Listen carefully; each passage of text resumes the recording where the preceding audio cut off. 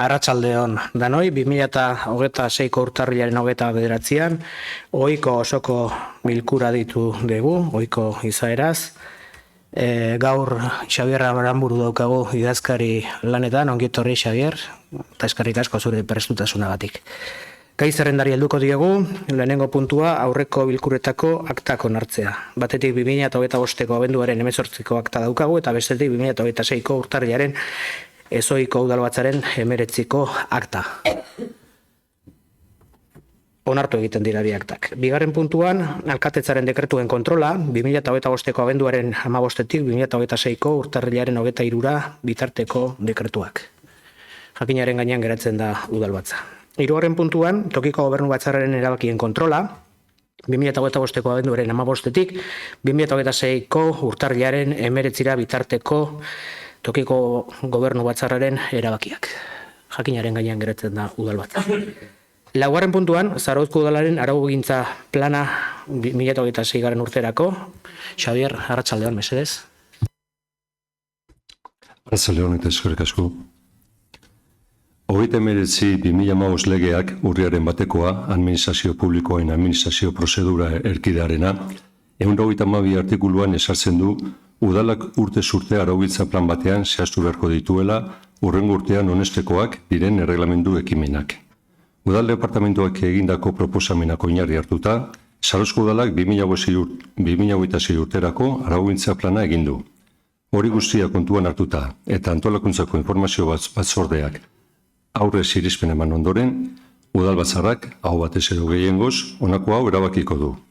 Lehena, Zarauzko udalaren 2026ko urteko araugintza plana onartzea. Bigarrena, onartutako araugintza plana udal web orrian argitartzea. Eta jarraian zehazten da araugintza planaren edukia. Eskerrik asko, Xabier. Txanda zabalduko dugu. Bai, Garazi, arratsaldeon, lehen txandan zure daitza. Arratsaldeon danoi. Araugintza planak legeak agindutako dokumentua da, eta aurreikusitako izera dakala badakigu. Hori ez da eztabaidatzen, baina aurreikuspen izaera horrek ez du justifikatzen urtez urte errebikatzailean arauak aurrea ez eramatia. Ez da hori da gaurkoan eztabaidan muina. Gure irakurketa beraz, errepikatzean arauetan oinarritukoa. Animalien ongizaten ordenantza, etxebizitza tasatuena eta lokalak etxebizitza bihurtzeko ordenantza 3 urtez jarraian araugintza planian agertze dira. 2024an, 25an eta orain 26an. Eta oraingoz gudakigun arabera behintzat ez dira gauzatu. Dokumentu beak dio arau horiek zaharkituta daudela eta eguneratzeko premia daukatela. Beraz ez da gure interpretazioa. Zueke bai ikustezue premia eta baino aldi berian ez dira gauzatzen. Gauza bera gertatzea kirol instalazioetako araudiakin eta zigortzeko prozedura laburtuarekin. 3 urte jarraian planian dago, baina inolako aurrerapenik ez da eman guk dakiguna behintzat. Araudi garrantzitsuak dira eta urteak daramatzate blokeatuta, geldirik edo behintzat aurrea ez doazela. Horri gehitu bertzaio beste elementu bat, gure ustetan behintzat, udaleko berne aurredoia behare nahiko zaharkituta daola. Eta dokumentu honek ez duela jasotzen berri ikusteko plana. Barne funtzionamendu eguneratu gabe, zaila da araudi berriak modu eraginkorrian gauzatzea eta aplikatzea. Horregatik gure ustez, udalaren barne araudian eguneratze orokorra ere lehenbailen inberko litzake. Eta araugintza plan honetan jasota gelditzea ongo litzake. Hori esan da, aurten berriak dian ekimen batzuk bai norabide egokian daudela aipatu nahi ditugu. Tokiko tributuen arautze ordenantza orokorra adibidez, udaltzaingoaren barne araudia, bigarren jarduerako lanpostuen araudia eta trafiko ordenantzan bateratzea. Gure ustetan hauek norabide egokia dira eta espero ditugu gauzatzen hastia gutxienez. Baina arazoa ez dago berritan. Arazoa 3 urte jarraian errepikatzeienetan dago eta herritarren egunerakoan eragin zuzena arauak diala irutze zaizkigu.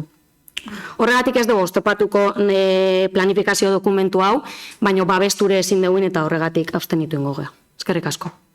Eskerrik asko zuri, Garazi. Garbiñe, arratsaldeon, lehen txandan zure daitza. Arratsaldeon, eskerrik, Xabier. Bueno, guztira gaur onartza goazen araugintza plan honek 14 arau jasotzen ditu, iaz baino 2 gehiago. Beraz, gure buruei jartzen dizkiogun etxeko lanak iazkoak baino gehiago dira. Antolakuntzan 8 dira guztira, guztizkoan erdia baino gehiago Gehiena berriak dira, giza balioetatik proposatutako 6 dira nabarmentzekoak, giza balioetako departamentuak bere buruei jartzen dizkion etxeko lanak ez dialako nolanekoak. Kontuan eduki behar da gainea, azken urte hauetan giza balioetan lan eskarga egin dela, Jesus egonkortze planarekin eta lanpostuen egonkortzeak giza balioetan lan asko emandulako. Eta, orain hemendik aurrera ere, ez dira konforme gelditu eta bere buruei lan gehiago jarri diote.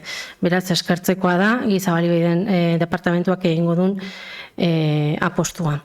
Eta hor nabarmendu nahiko nuke dagoeneko lanketan dagon telelanaren araudia, hain zuzen ere berdintasun barne planean hartutako konpromiso bat delako eta hori betetzeko konpromiso hartzen dulako plan honek. Herritarren arloan ere iazko planetik aurten gora ordenantzen bateratze berri bat jasotzen da eta iaztik beste 2 mantentzen dira eta 3 dira iaztik honea egintzat mandianak.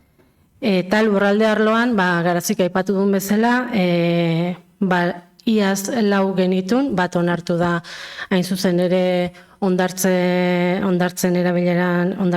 erabileran ordenantza, eta egia da, 3 dauzkagu errepikatu dianak hainbat urtetan.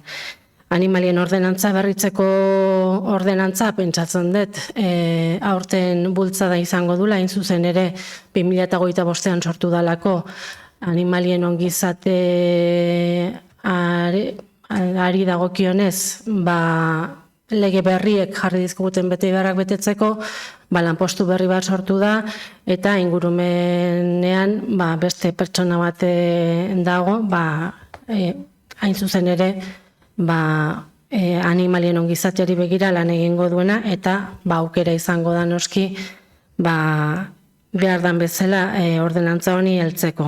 Eta niri dagokidanez irigintzan egia da 2 ordenantza errepikatuta dauzkagula, egiazik eta horretik ere, baino dakizuten bezala lanketa hasia dago eta dagoeneko udaletxe bizitza tasatuen ordenantza eta lokalak etxe bizitza bihurtzeko ordenantza berritzeko prozesu bat egintzan herritarrekin eta hortik jasota daude herritarrek egindako ekarpenak eta lanketa bat egin behar da noski teknikoki udalbarruan bestein bat gai tekniko bideratzeko. Hirigintza departamentuak badu nahiko lan egiten duen, ohikotasunean egiten duen lanakin, eta lehentasuna ematen diogu herritarri zuzenean eragiten dioten lizentzia eta barrak emateko egiten da lanari. Noski ez dugu alde batea uzten ordenantzan berrikuntza, eta orain momentu honetan egia lantzen, lehenengo zirriborro bat lokalak etxe bizitza bihurtzeko ordenantza eguneratzeko. Hori bukatutakoan, udaletxe bizitza tasatuen ordenantza helduko diogu, esan bezala ekarpenak jasota daude, gero zirriborroak daudenean berriz ere herritarrekin partekatuko ditugu ordenantza horiek, eta espero dugu aurten 2 ordenantza horiek berrituta izatea. Eta, hoxe, eskartzen diogula departamentu desberdinetako teknikariei egiten duten esfortzua, egun orokotasunen daukaten lan horretaz gain, araugintzak lan hauetan beste esfortzu bat egin behar izaten dalako, eta hoxe eskartuko nahiko nuke. Eskerrik asko Garbiñe, lehen txandan, Inazio, arratsaldeon, bigarren txandan, Inazio, bigarren txandan, zure da ditza, arratsaldeon. Eskerrik asko, arratsaldeon. Hemen komentatu da, Kirol eta Ingurumen departamentuan bat, 2 edo 3 urtez egondian araugintza planeko araudi horiek, eta azpimarratu nahiko nuke, nahiz eta emateun, ez gaudela esertan, Kirolian adiez azken urteotan egongean la surf eskolen lizitazioa teatzen, zerbitzu berrian 2 lizitazio ezberdin ateatzen, eta horrek ekartzen lan administratibo guztiakin, eta instalakuntzan berritziakin baita ere. Orduan, noski, araugintza berri hori ere atea nahi deu gauzak hobeto eukitzeko kirol zerbitzuan eta departamentuan, eta hor lanian egea, espero du aurten, atatze duen. Eta animaliei dagokienez, animaliak eukitze eta babestea arautzen duen ordenantzai dagokienez, honen aldaketai dagokienez, eta garai berrietara dagokion, egokitzapen honei dagokionez, azken urteo hauetan India Txakur Parkiak, kanpaina ezberdinak, hondartzako ordenantzai indako aldaketak ebai, edo eta katuekin eramatean zer metodua. Eta hau dana, teknikari gabe inda. Orduan, bai noski, nahi deu, ordenantza berri hori aldatu, aurten, 2025 izan du teknikari berria, orduan espero du, Garbiñak ondo esan du bezala, aurten ateatzia ordenantza honen aldaketa, zer lan ez gainezke ongea pertsonal gutxikin, eta espero du aurten urte hobia izatea. Eskerrik asko. Eskerrik asko Ignacio, bigarren txendan, grazi. Garbiñe, izteko bigarren txendan. Bai, besteik gabe gogoratu nahi dut, hirigintzan ordenantza hau ez gain plangintzako tresnak ere berrikusten diala, eta horrek ere badaukala eragina daukagun lankargan. Zapoan berrikuspena, zapo aldaketa puntualak, lan bereziak, xehetasun azterlanak, lan asko daukate teknikariek, eta ematen duten arte. Eta esan bezala, lehen esten dugu beti ere herritarrei ematen digun zerbitzua, lizentziak eta bar aurrera atera behar dira, eta berriz ere konpromiso hartzen dugu bi ordenantza hauek 2026an berritzeko. Eta bukatzeko aipatu, etxebizitza tasatuen ordenantzaren eguneratzea eskatzen dezuten horretan, zertan diardun bitartean Zarauzko udala, eta diardu etxebizitza tasatuak eraikitzen eta bideratzen. Eta hori badakizue etxebizitza tasatuak erabiltzen dituzuenok. Zarautzen 370 etxebizitza bideratu ditugu. Salberdinen, Inurritzan eta Amilubin. Zuek ezezkoa bozkatu dizute Amilubin azkena. Lehentasuna, premiazko egoera honetan, etxebizitza tasatuak egitea da. Nahiz eta zuen gustokoak ez izan. Bozkatu egingo dugu, 4. puntua. Zarauzko udalaren eraugintza plana 2026 urterako onartzearen aldeko bozkak, 12. Abstentzioak 9. Onartu egiten da. 5. puntua jarraian. Udal-jabari publikoaren erabilera pribatibo edo aprobetxamendu bereziagatik ordaindu beharreko tasak arautzen dituen 6. ordenantza fiskalaren erantzkineko B atala aldatzeko proposamena hasierako onespena ematea. Xabier, mesedez. Antolatzkuntzako informazio batzordean, udal-jabari publikoaren erabilera pribatibo eta aprobetxamendu bereziagatik ordaindu beharreko tasak arautzen dituen 6. ordenantza fiskalaren erantzkineko B atala aldatzeko proposamena aztertu da. Horren bestez, aipatutako batzordeak ala proposatuta udalbatzarrak aho batez edo gehiengoz erabakiko du. Lehena, hasierako onespena ematea udal-jabari publikoaren erabilera pribatibo edo aprobetxamendu bereziagatik ordaindu beharreko tasak arautzen dituen 6. ordenantza fiskalaren erantzkineko B atala aldatzeari, eta horrela geratuko da idatzita tasaren zenbatekoei dagokionez. Eta ondoren jasotzen da tarifen taula osoa. 2. Espedientea jendaurren jartzea 30 egun balioduneko epean, interesdunek erreklamazio eta iradokizunak aurkeztu ahal izan ditzaten. Uztailaren 5. 11/89 foru arauak, Gipuzkoako toki ogasunak arautzen dituenak, 16. artikuluan ezartzen duenaren arabera. Jendaurreko informazio esapidea jakitera emango da, udaletxeko iragarki taulan zein web orrian jarriko den, eta Gipuzkoako aldizkari ofizialean zein probintzian gehien zabaltzen diren egunkarietako batean argitaratuko den iragarkiaren bidez. 3. Erreklamazio edo iradokizunik aurkeztu ezean, ordenantza fiskalaren aldaketa behin betiko onartzutat joko da, eta berariazko erabakirik hartu behar izan gabe. Dena den, indarrean sartzeko Gipuzkoako aldizkari ofizialen testu osoa argitaratu beharko da. Eskerrik asko, Xabier, txanda zabalduko dugu. Bozkatu egingo dugu beraz, 5. puntua. Udal-jabari publikoaren erabilera pribatibo edo aprobetxamendu bereziagatik ordaindu beharreko tasak arautzen dituen 6. ordenantza fiskalaren erantzkineko B atala aldatzeko proposamenaren hasierako onespenaren aldeko bozkak, 21 aho batez onartzen da. Jarraian 6. puntua. Adineko pertsonentzako babespeko apartamentuak arautzeko erregalamendua. Xabier, mesedez. Gizarte zerbitzuetako departamentuek adineko pertsonentzako babespeko apartamentuak arautzeko erregalamendua Gipuzkoako aldizkari ofizialean 2019ko otsailaren 19an argitaratutakoa berritzea proposatu du. Araua berritzeko arrazoi nagusiak honako hauek dira. Genero ikuspegia txertatzea, ekarpen ekonomikoaren kalkulua egiteko formulazioa egokitzea, bikoteen kasuan ekarpen ekonomikoaren kalkulua zehaztea, eta itxaron zerrenda antolatzeko baremaziorako adierazle berriak jasotzea. Gizarte zerbitzuetako departamentuak arau inpaktuaren memoria bat egin du. Proposamenaren egokitasuna, edukia, analisi juridikoa, inpaktuen analisia, tramitazioa eta ebaluazioa aztertu ondoren.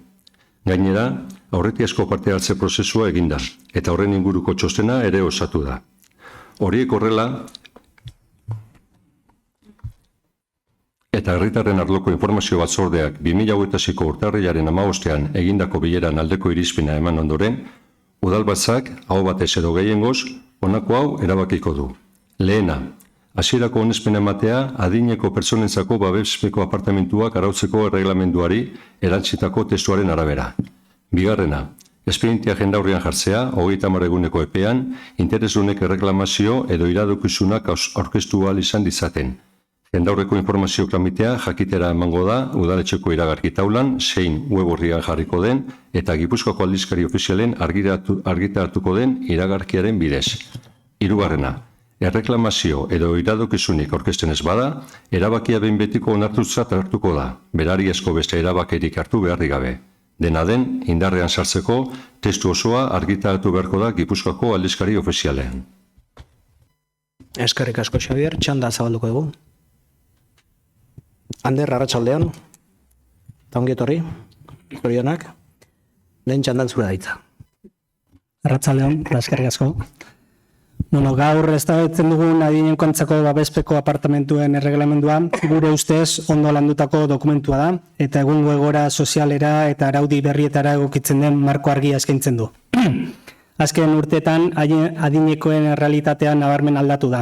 Bizi itxaropen handitu da, bakardade egoerak ugaritu dira eta mendekotasun arina duten pertsonen beharrak bestelako erantzun komunitarioak eskatzen dituzte. Testu inguru horretan, babespeko apartamentuak egoitza ereduen alternatiba duin eta egokia dira. Pertsonak bere ingurunean ahalik eta gehien mantentzeko aukera ematen dutelako. Erregelamenduak argi arautzen ditu sarbide baldintzak, prozedurak, erabiltzaileen eskubideak eta betebeharrak eta barne funtzionamendua. Horrek udalkudaketa errazten du eta erabiltzaileei segurtasuna ematen die. Beraz, pentsatzen dugu egindako aldaketek hobekuntza esanguratsuak dakartzatela. Baloratzen dugu halaber, administrazio kargak murriztu izana, prozedura simplifikatzea eta genero ikuspegia txertatzea. Azpimarratzekoa da baita ere, dokumentuak parte hartze prozesu bat izan duela. Herritarren eta erabiltzaile potentzialen ekarpenak jasotzea beti da aberasgarria, eta kasu honetan ere hala izan dela uste dugu. Gaur egun, gizarte zerbitzuen zorroan, udalaren eskumenekoak diren adinekoei bideratuak diren zerbitzu garrantzitsuenen artean daude, adinekoen apartamentu tutelatuak etxez-etxeko laguntza zerbitzuekin batera. Izan ere, adineko pertsonek ahalik eta denbora gehien beren ingurunean autonomiaz eta duintasunez bizitzeko aukera ematen duen zerbitzua da. Laburbilduz, erregelamendu hau beharrezkoa eta egokia da. Zerbitzuaren funtzionamendua hobetzen du, erabiltzaileen eskubideak bermatzen ditu eta udal kudeaketari marko juridiko egokia eta eguneratu esleitzen dio. Horregatik, gure taldeak aldeko bozka emango du. Eskerrik asko. Eskerrik asko zuri, Ander. Lehen txandan, Jesus, zure daitza, arratsaldean. Eskerrik asko, Ander, ez dakit nik arduradun bezala hobeto esplikatuko detan. Beraz, nik justu, dakizuen bezala batzordian zabal adirazi gendu, bai zein izan zan prozedura, bai pixkat zeintzuk izan zian helburuak eta guzti hori, eta horren honetan, laburpen txiki bat besterik ez dut egingo, alde batetikan, zerbitzu horrek daukan garrantzioa kontutan hartuta, beste hainbat kasutan bezala, araudiak ere errealitateari egokitu behar dira, eta gizarte dinamiko batean eta aldatzen ari dan gizarte batean ezinbestekoa da. Horrelako errebizioak egitea zerbitzuari. Luzaro funtzionatzen ari dan zerbitzua da, Zarauzko udalian, eta oso zerbitzu ona ematen dela esango dugu.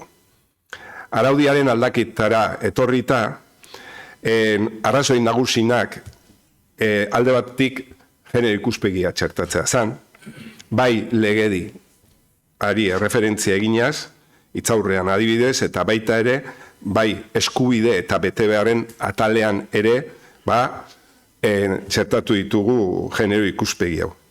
Eta nola ez, disiplina araubidean ere sartu dugu. Alegia arau uste moduan sartu dugu, bai jarrera matxistak edo sexistak, eta nolabait bereziki berdintasunezko eta diskriminaziorik gabeko tratua bermatzea sexu, genero, identitate, politika eta edo erlijio gaietan. Bestalde, eta hau ere egunerokotasunetik jasotako, esperientziatik jasotako zerbait, ekarpen ekonomikoa nola kalkulatzen zen, aurretik gendun erreferentzia IPREM deritzaion erreferentzi bat da, eta hori ez da urtero aldatzen da zerbait. Baina, errealitate ekonomikoa, prezioen igoera, hori bai urtero aldatzen da zerbait da, eta hor azkenean proposamen sakon bat egiten da. Eta da, aldatzen dugu IPREM erreferentzi izatetik, gehienezko errenta bermatua izatera erreferentzia. Baita ere, hemen esan da bezala, bikoten kasurako ere kalkulua txertatzen dugu, eta azkenian guztionen ondorioa besteak beste, bai izango dela, hilero gastuetarako erabiltzaileek libratzen duten diru kopurua igo egingo dela. Eta urtero revisatuko dela, eta hori ere justiziazkoa zela zegoen. Gero, itxaron zerrendak ere kudeatzeko, beste gaur eguneko parametro batzuk ere txertatu ditugu.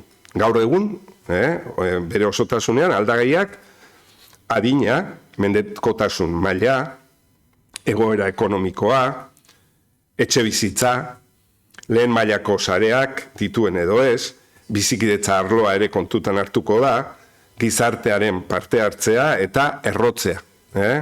Orduan, baita ere, itxaron zerrenda ikuspegitik, nahi dana da, itxaron zerrenda hori, modu justuagoan eta egokiagoan kudeatzea. Eta, gero hemen ere esan da bezala, administratiboki gaur egun dauzkagun baliabide teknologikoak interoperabilidadea deitzen hori erabiliz, baita ere saiakera egiten da, erabiltzailei aldan eta beti esaten deuna. Erakundeak dokumentazio bat baldin badauka, ez desaiogula herritarrari eskatu dokumentazio hori aurkeztea edo ekartzea. Beraz, gaur bozkatzera dakargun araudia, aldaketa hau beharrezkoa zen, eta aldaketak interesdunei hobekuntzak ekarriko dizkio, eta gainera, esan, parte hartzea ere, bai interesdunekin, bai departamentuko gizarte langileak eta teknikariek parte hartu dutela, eta nola ez baita ere Maria Txetxikiko apartamentu tutelatuetan lan egiten duten bertako langileekin ere elkarlanean egindala. Beraz, gaur bozkatzera dakargun araudi hau, espero dugu, onura ekartzia batiz bat, erabiltzailei eta etorkizunan erabiltzaile izan daitezkenei. Besterik ez. Eskerrik asko, Jesus, bigarren txanda zabalduko dugu. Gloria, arratsaldeon, bigarren txandan zure daitza. Bai, arratsaldeon, gure aldetik eskerrik asko gorkatu zorionak egindako lanagatik, emaitza oso polita dela, horrela azaldu zitzaigun batzordean eta benetan merezi duela. Eta, berdintasun zinegotzi bezala esan, posten garela, berdintasun departamentutik ikustean, berdintasun politikak joaten direla txertatzen, modu transversalean, udaleko arlo guztietan hori da hain zuzen ere egin beharrena, aurrera pausuak emateko berdintasunean, eta postekoa dela, eta berriro, zorionak. Eskerrik asko, Gloria. Besterik gabe bozkatu egingo dugu. 6. puntua.